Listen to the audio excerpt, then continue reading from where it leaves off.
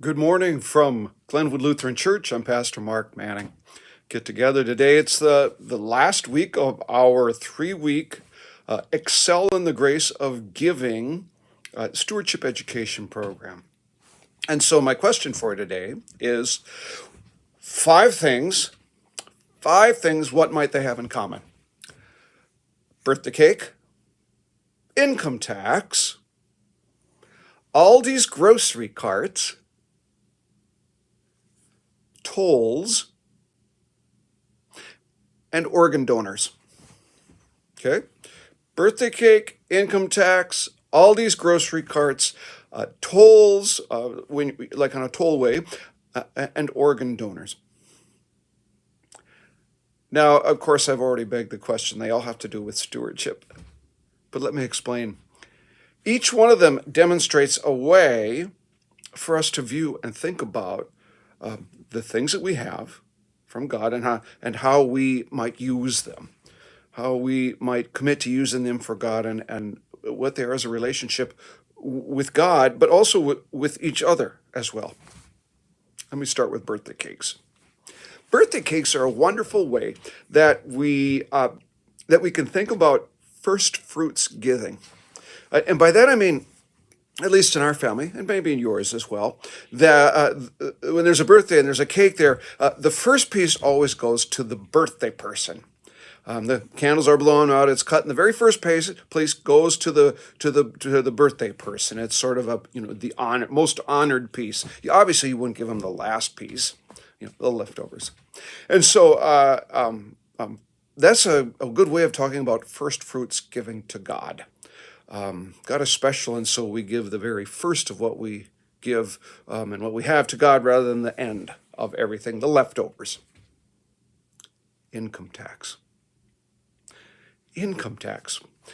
In theory, our taxing of income is done in proportion to how much we have. And so the income tax, whether we like it or not, is maybe an example of proportionate giving. In other words, God wants from us, God expects from us, and even those around us expect from us something proportionate to what we have. We're not meant to have to be expected to give well beyond what we have, especially in relationship to others. We look squarely at what we have, not necessarily what other people have. We look squarely at what we have, and we give out of a response for how much we have been blessed with. Aldi's grocery carts. I love going to Aldi's. I don't always have that quarter, but so often I go there and I'm walking up, kind of looking, and it may be just because I look lost or stupid, and I'm searching my pockets. That's always a dead giveaway. Even if it's not me, if it's somebody else, no quarter to get and press that and get that, and somebody will just walk up and here's and I'm thankful. I'm thankful. And when I have the opportunity to do it, like I did last Saturday, I finally fished around, got a quarter. It took me a while, and I left it out there, and I saw somebody walking up toward it, and I felt good. I was a cheerful giver. It might have only been 25 cents, okay? But the point is that my 25 cents gave me some joy. I was a cheerful giver. I didn't have to do it.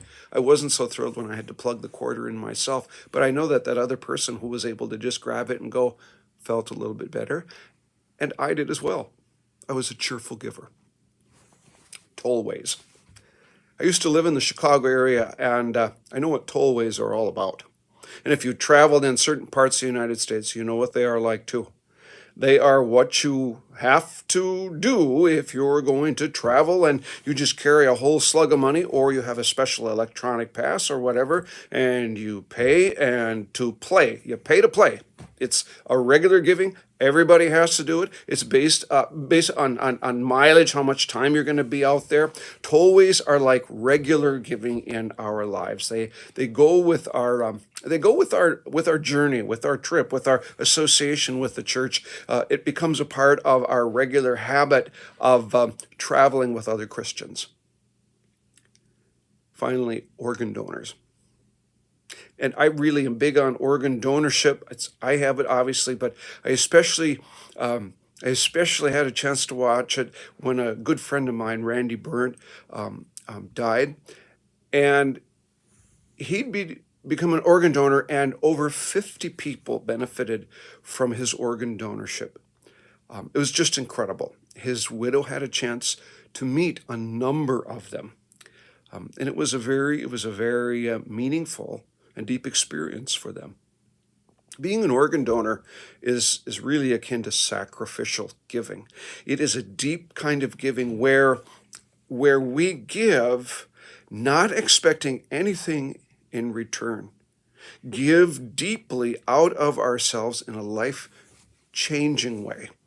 And I can't think of anything that is more that case than being an organ donor, whether it is at the end of your life or whether you've had the opportunity to donate an organ, like a kidney or something, to someone that you know.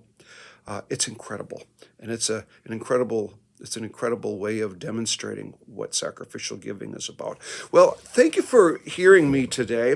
Think about our Commitment Sunday this coming Sunday. If you're not going to be there, please do drop your commitment statement or card with the church office, and think deeply about how you are, how you're committing yourself to give and grow and excel in the